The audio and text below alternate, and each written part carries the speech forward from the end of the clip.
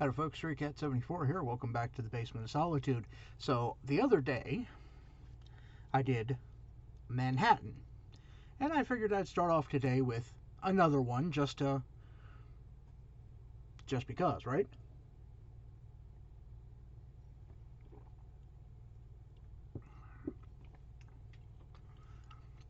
Still pretty good. But I found out something interesting. And Manhattan is made with whiskey. I've been using Jamison's. I also tried it with my, let me grab it. You can tell how prepared I am for this.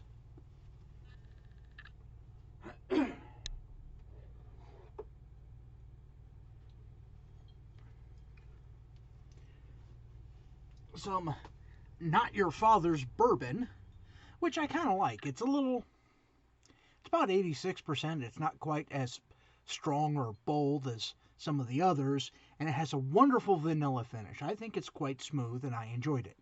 So I made a Manhattan out of that, and I was looking at the web page, and I'm like, well, I've got a little bit of Scotch left, and this is a single malt 7-year Scotch at the Speyside that I got for really cheap.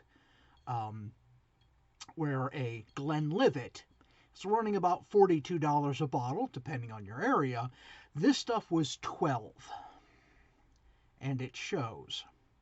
It's not awesome, but it ain't terrible. So I'm like, well, what's a Manhattan made with Scotch whiskey called? It's called a Rob Roy. So we are going to Rob Roy today. So I've got my mixing stuff, and I'm going to have to re-aim the camera here just a little bit, sorry, so you can see what we're doing. And you can see how I'm knocking over stuff. So what we're going to do, we're going to start with our measuring thing. And where is my sweet vermouth? And we're going to equal parts of that and the Scotch.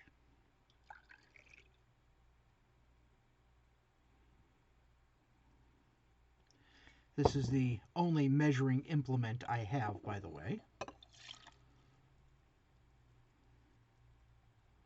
That goes into the shaker. Now, if I had a wider camera angle, you'd also notice some dry vermouth. That would be a dirty Manhattan. And a perfect Manhattan would have a shot of each. So, we've got our sweet vermouth. Now let's add our Scotch.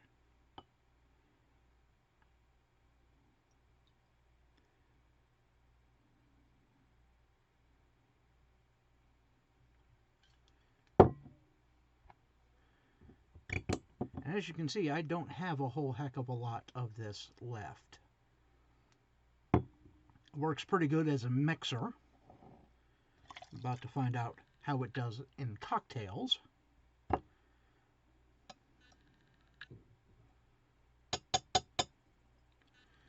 Okay.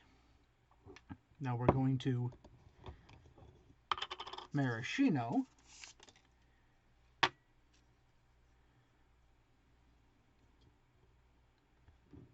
That one does not have a stem on it.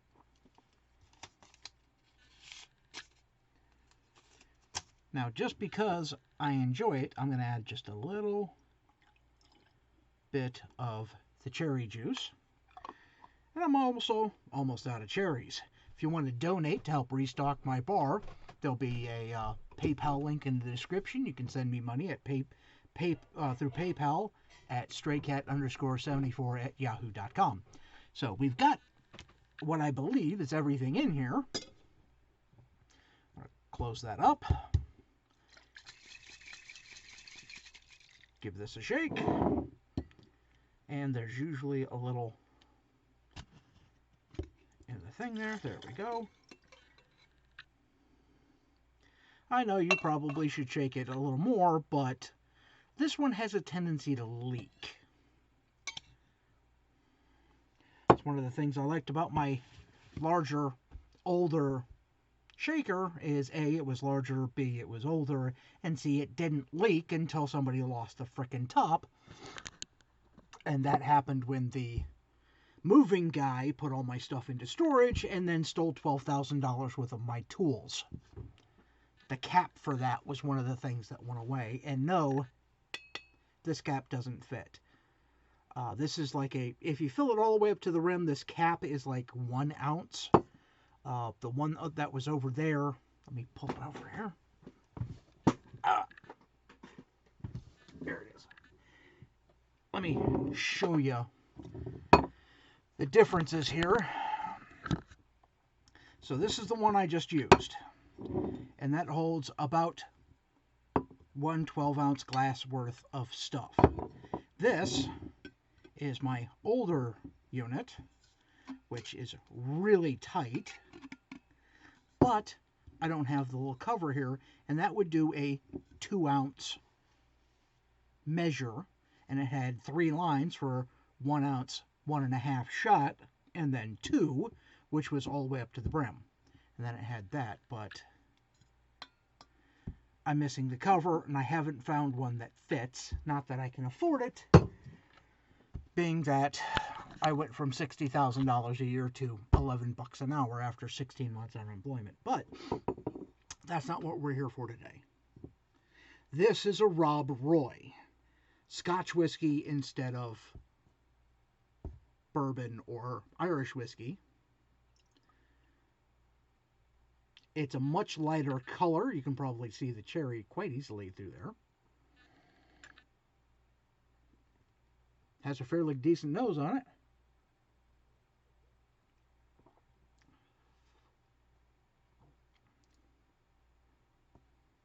Pretty good. You can taste the difference between the Jamison and, well, this stuff is Glen Moray. It's a $12 7-year Scotch. I think it would be a lot better if it was at least 12 years old, but then they'd charge more for it. It is an Eggling Classic Speyside. It says right there on the label, Speyside. One of my favorite scotches in the world is a Speyside Scotch. It's called Knock'n'Doe. It's like $35, $40 a bottle. Then it's $90 to get it imported per bottle. I like it, but I don't like it that much. So I'm experimenting with different scotches. Anyhow, Rob Roy, not bad. I'm at least as likely to do this as I am a Manhattan, or at least until I run out of that scotch.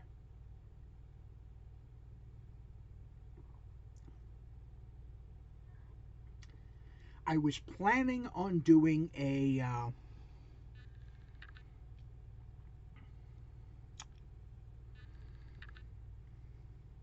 let's do a perfect. Let's do a Manhattanized Rob Roy, where we mix both. This is what alcohol does to my brain, mixing a Manhattan and a Rob Roy while we're mixing. Okay. Yeah, you can tell I plan this stuff out, can't you? So, let's aim down. That's as far down as my camera will go, by the way. Push my laptop back so I have a little bit more room. We'll start with the sweet vermouth, and we'll do a shot of that.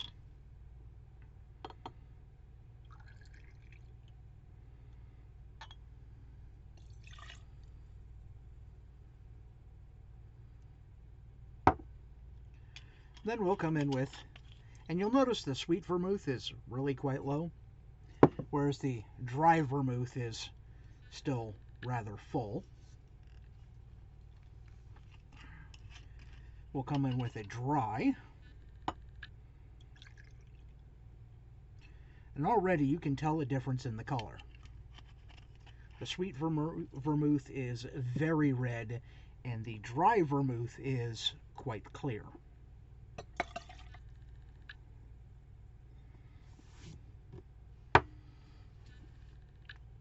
Then I've got my small bottle of Jamison that was generously donated to me by my significant other. And right there, you almost can't tell the difference between that and the dry vermouth.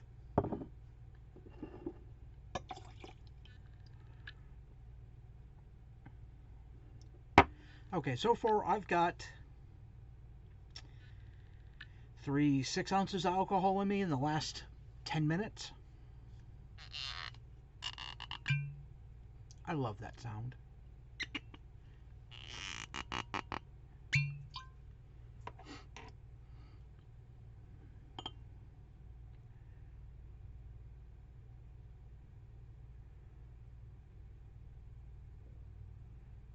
Ooh. I'm not going to have a whole hell of a lot of this left. Okay, let's just dump the last of this in here. So this is going to end up being about 2 ounces of Glen Moray.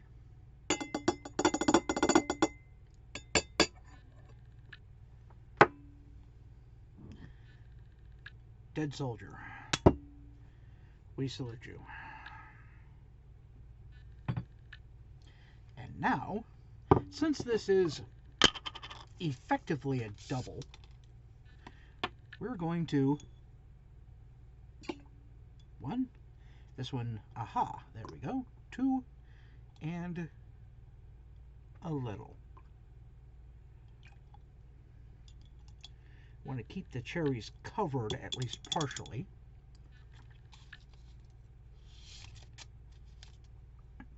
Put my chopsticks back up here. Put the cover back on there. And let's see if I can do this without spilling it all over the place.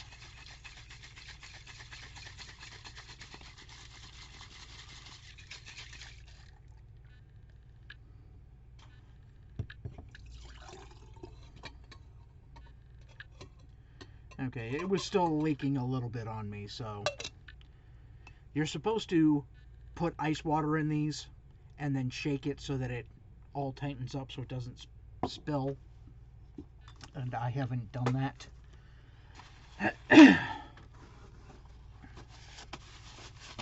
Pardon.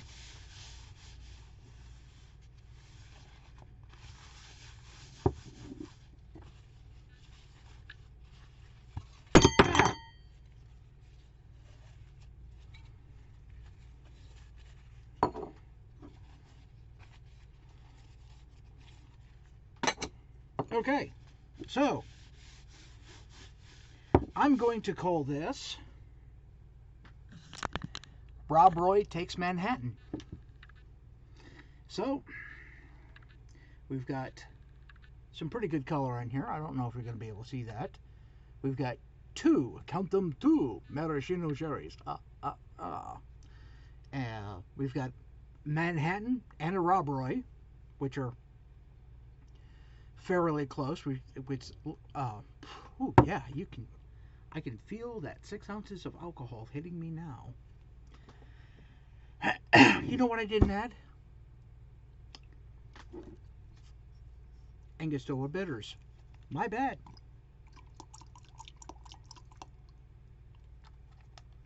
My bad. Give me a chopstick.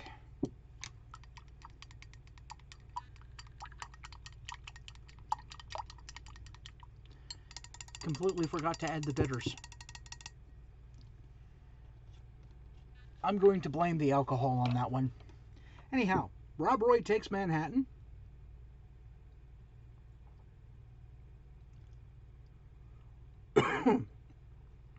The dry vermouth gives it an interesting take.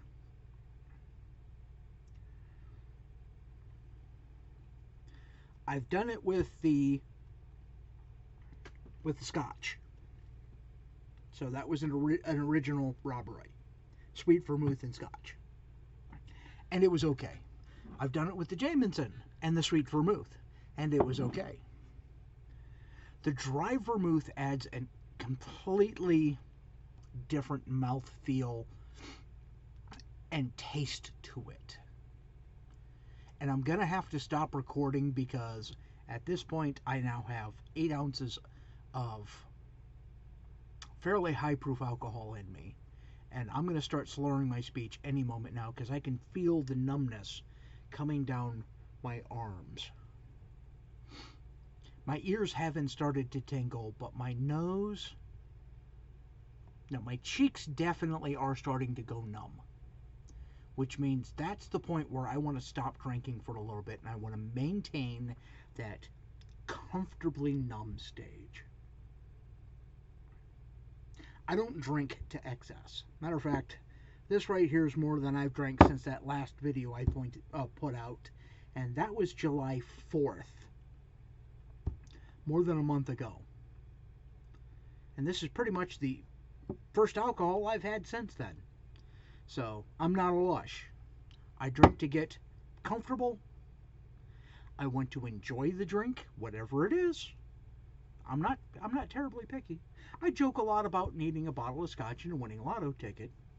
Okay, I'm not joking about needing the lotto ticket, because if I have the lotto ticket, I can buy all the scotch I want.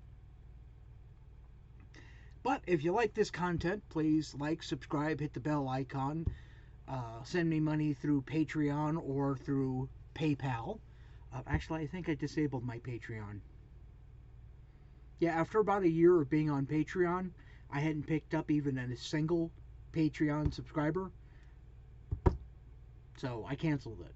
So forget Patreon. If you want to send me money, send it to me via PayPal. I'll either use it to buy booze, buy ammo, or if you want to see me start doing blacksmithing stuff again, I have a couple... Ooh, I almost knocked that over. I have a couple of ideas. I want to build a ribbon burner that uses forced air. I need to either buy or build a better grinder. And I put out a blog post a couple of days ago about the Nessmuck Trio. And I went out and I bought, with my own funds, and that's not really saying much because it was $8 off of Amazon, a moose knife. Don't ask me why they call it a moose knife. But one side is this weird shape, and the other side is a traditional clip point. So let me extend both blades here. And this is an almost identical replica of what's listed in the Wikipedia entry for the Nessmuck Trio. Well, I did a blog post of what I thought of the Nessmuck Trio. I don't have any problem with this knife other than it's not a locked blade. I think it would be better if the blades locked into place. And yes, I'm starting to feel the effects of the alcohol, so I'm putting this away very carefully. The other portions of the Nessmuck Trio is a fixed bladed knife of a specific size. I think that size is a little on the small side. But I found a file knife that I kind of liked that I wouldn't mind making my own version of. The guy only wants $16 on, $16 on eBay for it. But I already have files. I have a forge, I have an anvil, I have grinders. I can make my own. Whether or not I want to or not, and it's still above 80 degrees out there right now, and I work outside tossing tires around, so that's, I don't want to be out in the heat. Because I have to work in the heat. I have to work in the heat to keep the basement of solitude. And with that, I'm probably going to end up ending this video. The third part of the Nessmuck Trio is a double bit hatchet, basically. And I find I need to hammer more often than I need to chop down trees, so I'm going to keep it with a single bit hatchet. I've got an East Wing hatchet on my butt pack, which I still need to do a video on. Once I get done drinking my Roy Takes Manhatten, I will go out to the car, get my butt pack, and we'll do a tear down and spread out and show you that. Anyhow, for now, why are these fruit flies down here? Damn it. For now, that's the Roy Takes Manhatten. I'm probably not the first person to do one, but I'm probably the first person to upload to YouTube a Roy Takes Manhatten. Anyhow, from the basement of solitude, I will bid you a good evening. Now, folks, if you like today's video, please give me a thumbs up, hit the like, subscribe, the little bell icon, leave a comment section below, because YouTube changed the way their algorithms work, and, well, if you don't comment, they won't update you when I upload new content. Don't forget, I have a Twitch, I have a Patreon, and I have a PayPal that you can donate money to me at straycat_74@yahoo.com. So, from the basement of solitude, I'll catch you next time.